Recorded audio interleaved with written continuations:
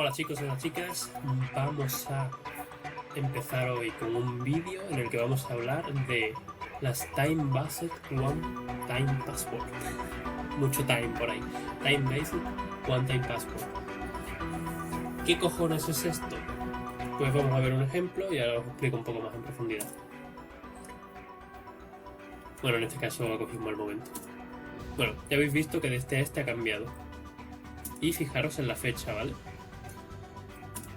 Ahora estas veces que lo estoy ejecutando, veis que se va repitiendo el ping y el hash, son los dos iguales, ¿vale?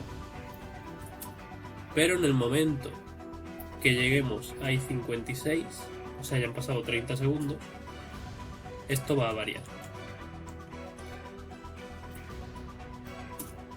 Vale, ya estamos. ¿Veis? Justito cuando ha pasado I56, el ping y el hash, o contraseña en este caso, ha variado. ¿Por qué? Porque tenemos un algoritmo que cada 30 segundos genera una contraseña basada en tiempo. Y probablemente estéis pensando, bueno, pero esto no es inseguro, es decir, si está basado en tiempo no se podrá deducir cuál es la contraseña que se ha generado o que se va a generar. Y la respuesta es no, no se puede. ¿Por qué no se puede? Porque tiene un factor más. ¿Veis? Este 1, 2, 3, 4 que pasó aquí es una contraseña. Obviamente no os recomiendo que hagáis algo más complejo, ¿no? Pues eso es una contraseña. Y esa contraseña es la que determina cuál va a ser el hash final y cuál va a ser el pin final. Más la fecha. La fecha es un extra. También tiene otro factor este algoritmo, el que yo he hecho, no, los demás no suelen funcionar así. Y es que veis que ya ha variado, ¿no? Porque ahora mismo está cogiendo la fecha actual. Pero si nosotros le pasamos la fecha anterior, bueno, esta no es la fecha anterior, es esta. Este 10 os explico lo que es luego. Pues si a esto le pasamos la fecha anterior, vuelve a generar, ¿veis? 87, 16, 43, 87, 16, 43, vuelve a generar el mismo. ¿Cuál es la potencia de esto? Pero vamos a hacer un ejemplo que se vea, porque al estar tan separados igual no se ve claro. A ver, generamos esto, ahora va a cambiar, vale. Cogemos esta fecha, si ahora generamos de nuevo, vemos que es igual que esta. Y sí, ya digo, el 10 os lo explico luego. Pero si hacemos eso, si le pasamos la fecha como último parámetro, volvemos a obtener el mismo pin que antes y el mismo hash. Bien. ¿Esto para qué nos sirve? Bueno, para empezar no se puede revertir y tú no puedes saber cuál va a generarse porque como se usa una contraseña... Hombre, si usáis una contraseña tan polla y tan corta y numérica como esta, sí van a poder descifrarlo. Pero si hay una contraseña mínimamente en condiciones, no. Entonces, ¿qué utilidades le doy yo a esto? Bueno, la primera ya la habréis visto, que si habéis usado Google Authenticator, que es la aplicación esta de Google que te da unos dígitos para acceder a tus cuentas, que es la verificación en 2 pasos, que en vez de enviarte un SMS, pues tienen una aplicación. Pues utiliza este sistema, que consiste en una clave que ellos te proporcionan. En base a esa clave tú puedes generar el PIN y siempre durante esos 30 segundos el PIN es exactamente ese y como es ese, pues tú puedes autenticarte. También tiene la ventaja que como cada 30 segundos te otorga uno distinto, en el caso de Google Authenticator, y en este caso también lo tenemos puesto a 30 segundos, pero podemos poner el periodo que queramos. Al hacerlo cada 30 segundos no te da tiempo a probar todas las posibilidades de pines para hackear el Two-Factor Authentication. Porque porque a lo mejor pensáis, no, o sea, realmente en local tú sí puedes probar todas estas posibilidades a la vez. O sea, en este caso hasta son 1.000.000 de posibilidades. De 0,0000 a 1.000.000 y tanto, ¿no? O sea, hay 1.000.000 y tanto. A 999.999. Y como empezamos en el 000, muchos ceros, pues son 1.000.000 de posibilidades. Tú en local sí podrías en 30 segundos probar todas esas posibilidades, pero no en un servidor externo, porque tú al fin y al cabo estás contrastando el ping con un servidor externo. Y ponte que esa petición, en el mejorcísimo de los casos, te tarde 100 milisegundos. Vamos a verlo. Si te tarda 100 milisegundos, estamos ahí. A ver, 100 milisegundos entre 1000 tenemos los segundos. Bueno, si lo pongo en float. Oh, float. ¿Vale?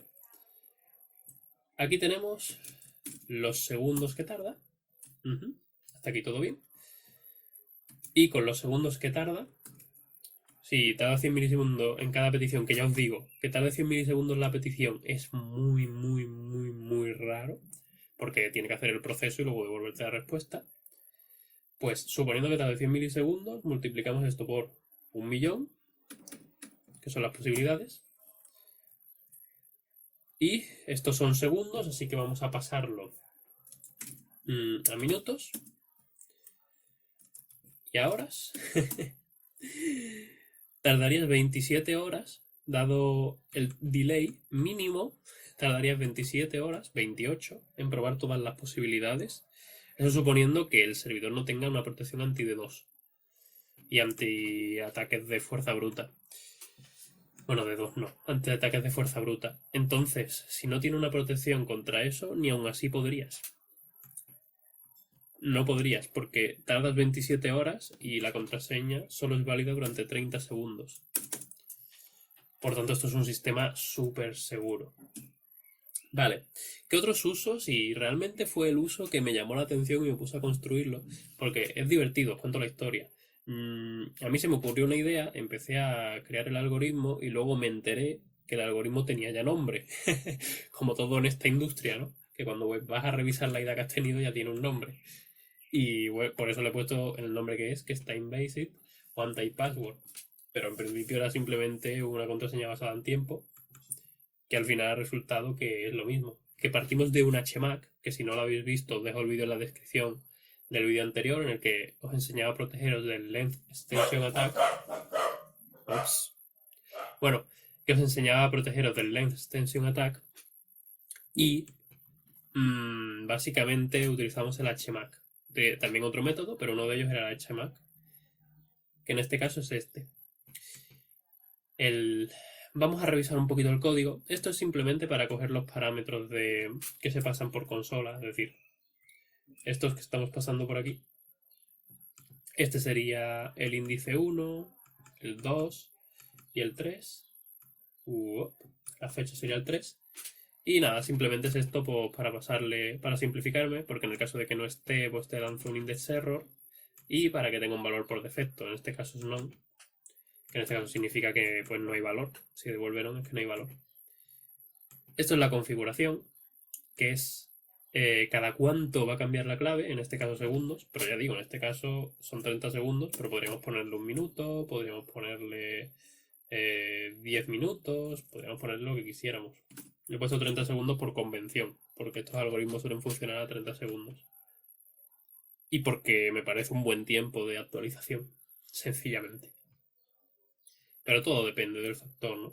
Porque uno de los usos que vamos a verle, pues cada 30 segundos puedes hacerlo y me parece perfecto. Pero tampoco es necesario. Aún así, os dejo la configuración como 30 segundos, que es la que yo voy a usar. Y esto lo dejaré en GitHub después. La longitud del hash, que va a ser de 128 caracteres. La longitud del ping. Esto es por si a lo mejor queremos obtener un hash más largo o más corto, por cualquier razón, porque podamos modificarlo, porque el hash de base va a tener 128 caracteres, porque es un SHA-512 y son 128 caracteres al final. Esta es la longitud del ping, en este caso pues son 6 dígitos. La por defecto, igual que esto es la hashlength por defecto. Podemos pasarle a las funciones otras longitudes. Luego, las rondas por defecto. Vamos a ver qué es esto. Que es el 10 que os decía antes, que era el por defecto. Pues bien, este 10 lo que quiere decir es cuántas veces vamos a ejecutar el HMAC. Vamos al código y os lo explico.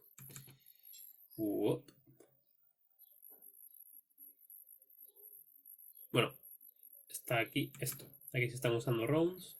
Vale. Este es el HMAC. Aquí, esto lo vimos en el vídeo anterior, como decía.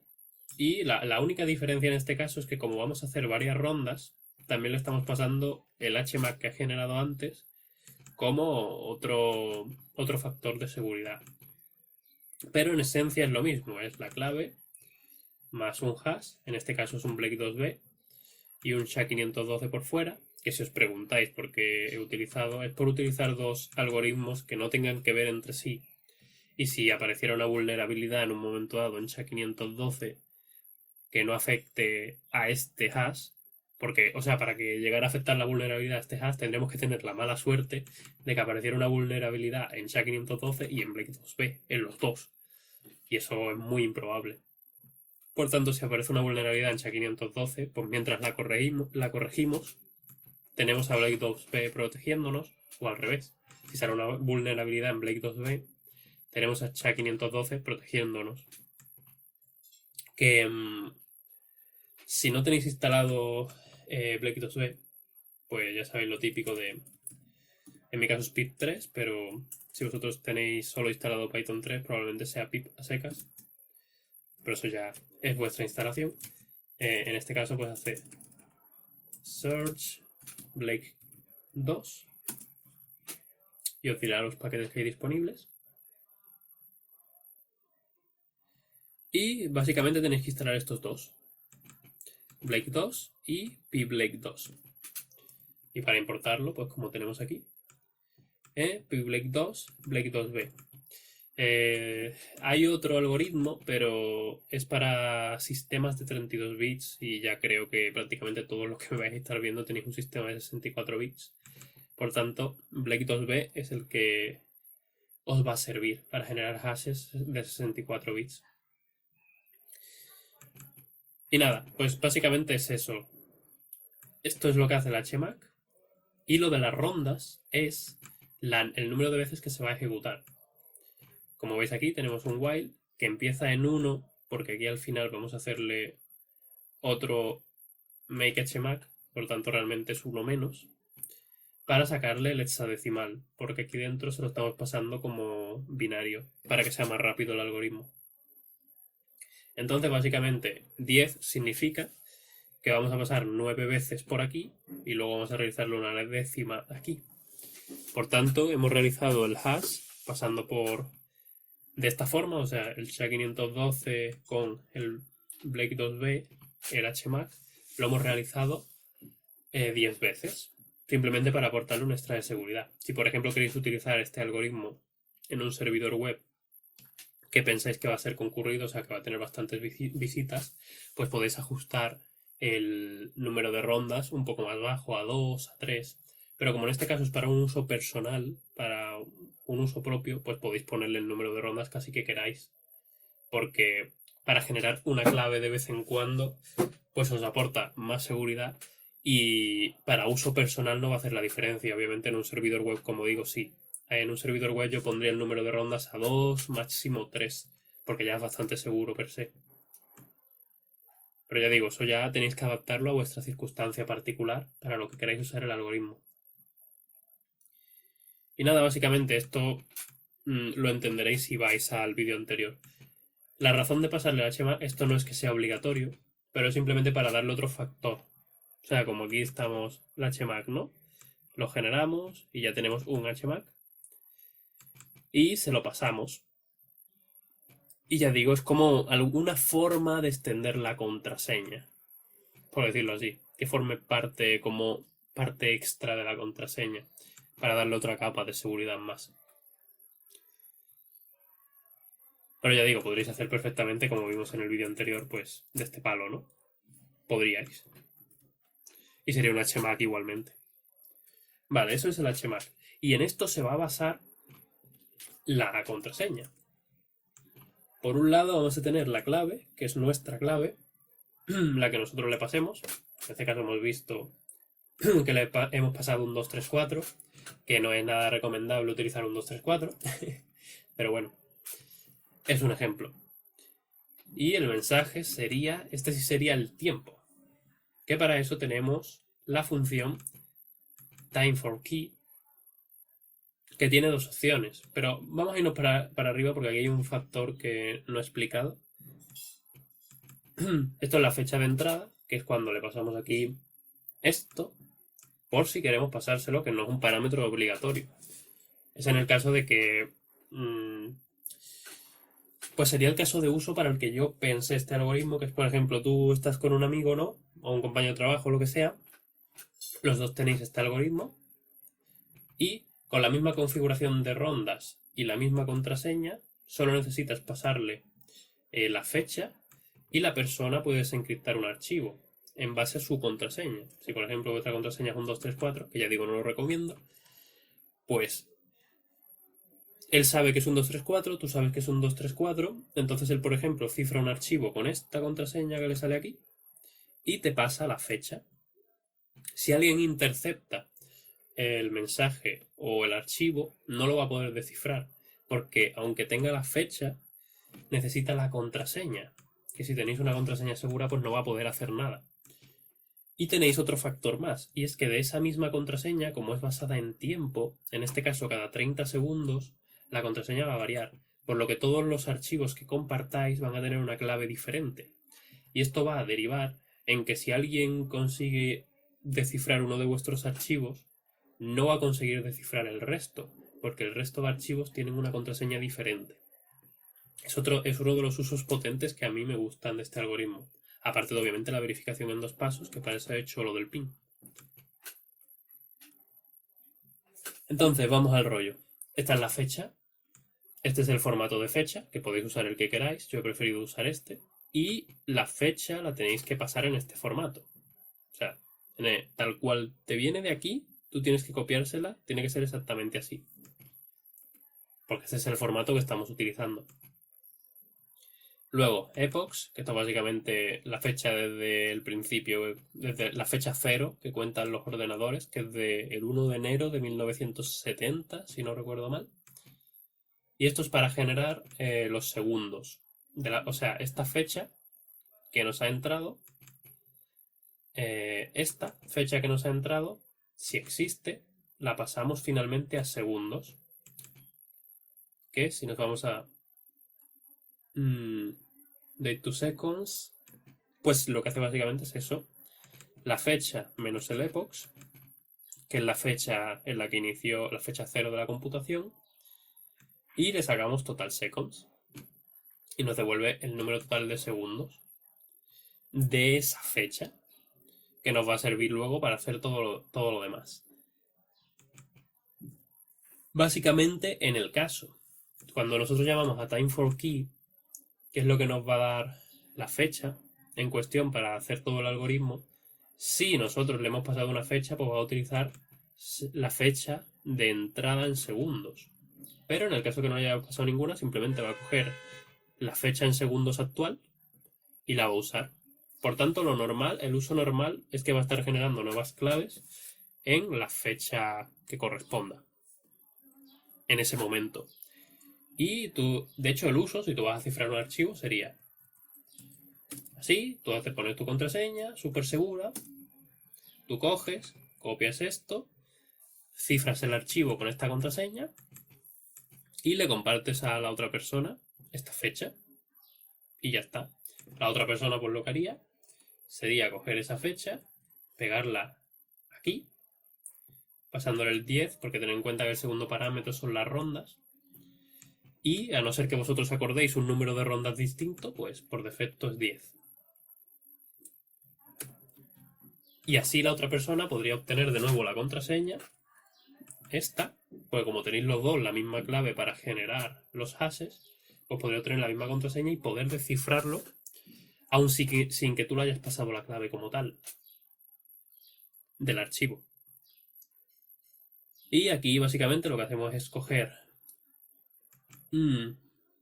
la fecha para poder mostrarla, para esta fecha, para poder mostrarla aquí finalmente luego.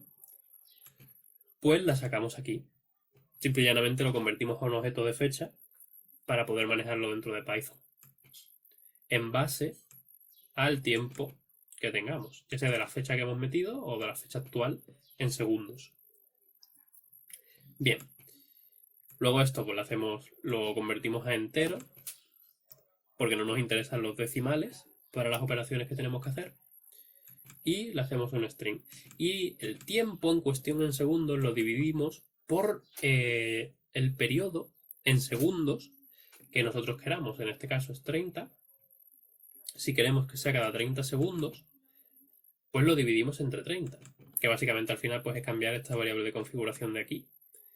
Ya digo, si lo ponéis a 31 va a ser cada 31 segundos, si lo ponéis 60 cada minuto, 120 cada 2 minutos, y así hasta el infinito.